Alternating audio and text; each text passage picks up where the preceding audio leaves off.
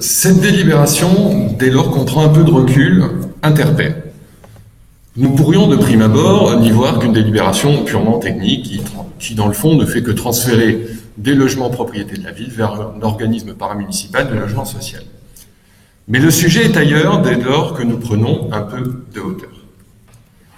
Au travers de cette délibération, nous touchons au sujet de la création de logements sociaux dans le diffus. Alors entendons-nous bien que la ville préempte un immeuble voué à la vente à la découpe pour en faire du logement social. Nous n'avons pas de divergence sur le fond.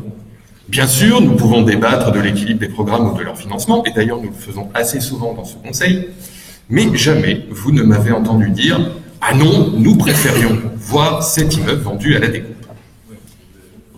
De même, sur la CEMA-Est, je n'ai pas souvenir d'avoir fait une seule position.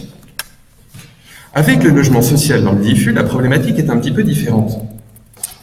En effet, cette politique qui coûte aux contribuables parisiens environ 180 millions d'euros par an, alors c'est sûr avec 8 milliards de dettes c'est l'épaisseur du trait, mais cette politique impose de fait aux copropriétés et aux copropriétaires une cogestion avec les bailleurs sociaux dans des immeubles de logements privés. Alors nous pourrions penser que ce n'est pas bien grave et que la gestion d'une copropriété est la même pour tout le monde, mais l'expérience vient nous démontrer l'inverse. Les cultures de gestion entre le monde HLM, qui est une gestion dédiée, spécifique, et la copropriété sont très différentes.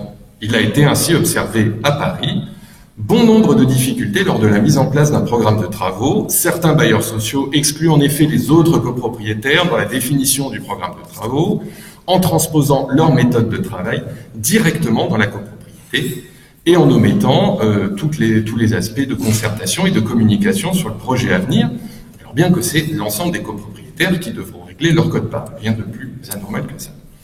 Les bailleurs sociaux connaissent mal la copropriété et ses rouages, parce qu'ils sont en effet habitués à gérer des immeubles entiers. C'est deux problématiques totalement différentes.